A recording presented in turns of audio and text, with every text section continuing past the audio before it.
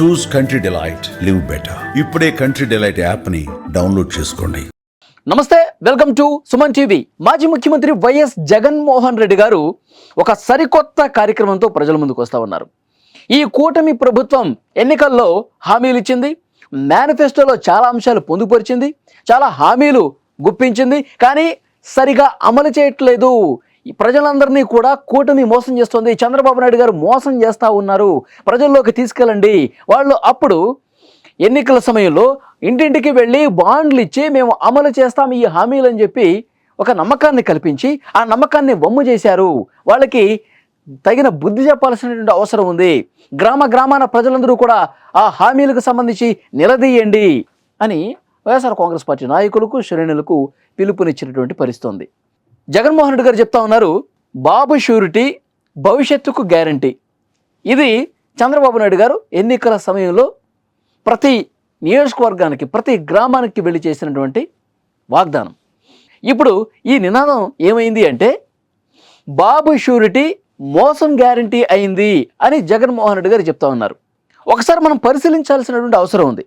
నిజంగా కూటమి ప్రభుత్వం పేలవంగా ఉందా? నిజంగా కూటమి ప్రభుత్వం చంద్రబాబు గారు నేతృత్వంలో సరిగా పనిచేయట్లేదా? ప్రజల నమ్మకాన్ని నిజంగానే వమ్ము చేసిందా? ప్రజలు అసంతృప్తిగా ఉన్నారా? ఈ కూటమి ప్రభుత్వం వద్దనుకుంటున్నారా? అసలు జగన్మోహన్ రెడ్డి గారు ఆయన ఎలాంటి హామీలు ఇచ్చారు? ఆయన ముఖ్యమంత్రి కాకముందు ఎలాంటి హామీలు గుప్పించారు? అవి ఎంతవరకు అమలు చేశారు? ఈ కూటమి ప్రభుత్వం ఏం చేస్తుందో ఒక్కసారి మనం మాట్లాడుకోవాల్సినటువంటి అవసరం ఉంది. జగన్మోహన్ రెడ్డి గారు రోడ్ల మీదకు వచ్చి ఒక హింసను ప్రేరేపించే విధంగా ఆయన పర్యటనలు మనం చూస్తున్నాం. జనాలు చచ్చిపోతూ ఉన్నారు. జగన్మోహన్ రెడ్డి గారు మా ఊరికి రావద్దు అని చెప్పి జనాలు నెత్తినోరు బాదుకుంటా ఉన్నారు. ఎందుకంటే కార్లతో తొక్కిచ్చేస్తూ ఉన్నారు, ఇష్టం వచ్చినట్టుగా రాళ్ళు తీసి కొడతా ఉన్నారు, రోడ్డు మీద నానా బీభత్సం చేస్తూ ఉన్నారు, డ్యాన్సులు చేస్తూ ఉన్నారు కార్లు ఎక్కి. సో ఇంత రచ్చ జరుగుతున్నటువంటి నేపథ్యంలో ప్రజలందరూ చాలా అసంతృప్తిగా ఉన్నారు జగన్మోహన్ రెడ్డి గారి పర్యటన పట్ల. సో నిజంగా ఈ హామీల గురించి ఒకసారి మనం మాట్లాడుకుంటే, జగన్మోహన్ రెడ్డి గారు ఎన్ని హామీలు ఇచ్చారు? తెలుగుదేశం పార్టీ వాళ్ళు ప్రస్తుతం జగన్మోహన్ రెడ్డి హామీలకు సంబంధించి ఒక వీడియోని తెగ వైరల్ చేస్తూ ఉన్నారు. ఆయన ఎన్ని హామీలు ఇచ్చారు, ఆయన ముఖ్యమంత్రి తర్వాత అసలు ఏమన్నా అమలు చేసినటువంటి పరిస్థితి ఉందా? 99 హామీలు, 99 మోసాలంటూ ప్రచారం జరుగుతుంది జగన్మోహన్ రెడ్డి గారి విషయానికి సంబంధించి. ఒక్కసారి నేను మొత్తం ఆ 99 హామీలు ఆయన ఏమి ఇచ్చాడు, ఎన్ని అమలు చేశారు, ఏంటి అనేది కూడా నేను 99 చెప్పనండి. 99 చూపిస్తే కనుక చాలా సమయం అయిపోతుంది.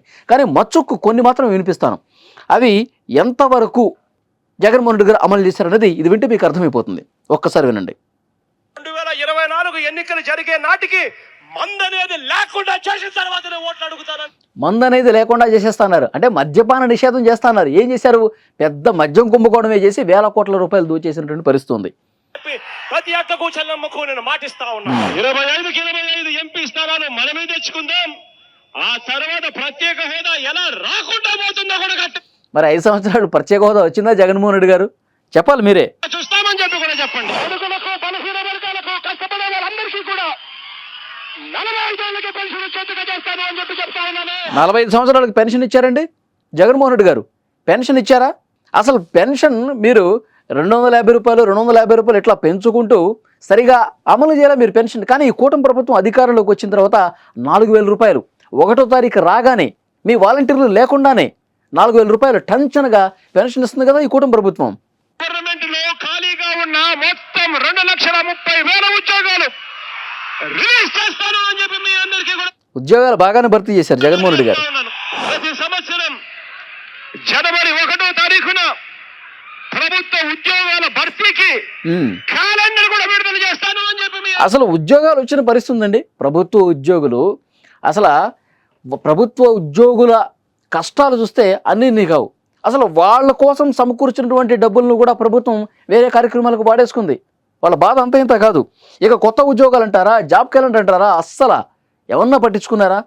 మీరు ఉద్యోగ కల్పన చేస్తానని చెప్పి అది ప్రభుత్వ పరంగా కావచ్చు, ప్రైవేట్ పరంగా కావచ్చు, అసలు మెగా డిఎస్ అయితే అసలు ఊసేలేదు.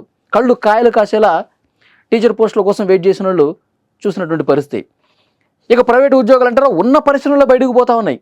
ఒక్క ఉద్యోగం రాని పరిస్థితి. అధికారంలోకి వచ్చిన తర్వాత మెగా డిఎస్సి పెడతామని చెప్పి ప్రతి పిల్లాడికి చెప్తా ఉన్నా. ఇప్పుడు కూటమి ప్రభుత్వం వచ్చిన తర్వాత మెగా డిఎస్సి ఇప్పుడు అమలవుతా ఉంది. జగన్మోహన్ రెడ్డి గారు మీ 5 సంవత్సరాల కాలంలో ఏం లేదు. మనం అధికారంలోకి వచ్చిన వారంలో చేపించేస్తాలన్న దాని గురించి పక్కన పెట్టి ప్రతి గవర్నమెంట్ ఉద్యోగస్తునికి నేను మాట ఇస్తా ఉన్నాను, నాది బాధ్యత అని చెప్తా ఉన్నాను, వారంలో చేయిస్తానని చెప్పి మీ అందరికీ హామీ ఇస్తా ఉన్నాను. ప్రతి ఉద్యోగస్తుడికి కూడా ఇంటి స్థలాలు ఇస్తాము, ఇల్లు కట్టిస్తాను అని చెప్పి ప్రతి ఉద్యోగస్తుడికి చెప్తా ఉన్నా. రావాల్సినవన్నీ కూడా కరెక్ట్ గా సమయానికి వచ్చేట్టుగా, ప్రతి డిఏ సమయానికి వచ్చేట్టుగా చేస్తానని చెప్పి కూడా ప్రతి ఉద్యోగస్తుడికి హామీ ఇస్తా ఉన్నా. ఆ 20% కూడా పోయి పూర్తిగా 100% సన్న బియ్యం, అటువంటి క్వాలిటీ ఉన్న బియ్యంతోనే ఇవ్వబడుతుంది. 200 యూనిట్ల వరకు మీకు కరెంటు ఉచితంగా ఇస్తామని చెప్పి మీ అందరికీ కూడా చెప్తా ఉన్నా. కరెంటు విద్యుత్ వచ్చిందండి? కరెంట్ వచ్చిందా ఫ్రీగా? మన కరెంటు రేట్లు చూడండి, ఈ రేట్లన్నీ కూడా పూర్తిగా తగ్గించేస్తాను అని చెప్పి మీ అందరికీ కూడా హామీ ఇస్తాను. కాంట్రాక్ట్ లో పనిచేస్తా ఉన్న ప్రతి ఒక్కరిని కూడా వీలైనంత ఎక్కువ మందిని గవర్నమెంట్ రెగ్యులరైజ్ చేస్తాము అని చెప్పి హామీ. సో ఇట్లాంటి హామీలండి, అంటే కనీసం వీటిలో ఒక్కటంటే ఒక్కటి కూడా 100% సజావుగా పూర్తి చేయలేదు జగన్మోహన్ రెడ్డి గారు. 99 హామీలు 99 మోసాలుగా మిగిలిపోయినటువంటి పరిస్థితి ఉంది. మరి ఈ కూటమి ప్రభుత్వం ఏం హామీలు ఇచ్చింది? ఆయన ఎప్పుడు పర్యటన చేసినా, ఎప్పుడు మీడియా ముందుకు వచ్చినా సూపర్ సిక్స్ అంటూ ఉంటారు.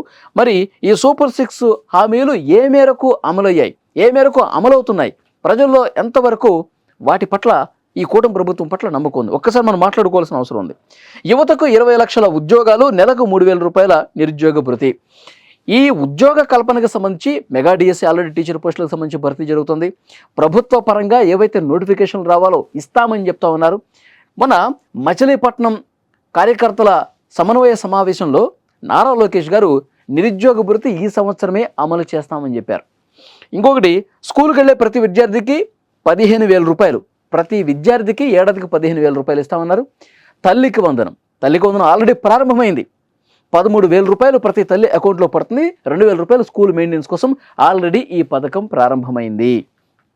తర్వాత రైతుకు ప్రతి ఏటా 20,000 రూపాయల ఆర్థిక సాయం, అదే కేంద్ర రాష్ట్ర ప్రభుత్వాల ఆర్థిక సాయం అనేది అమలు అవడానికి రంగం సిద్ధమైపోయింది.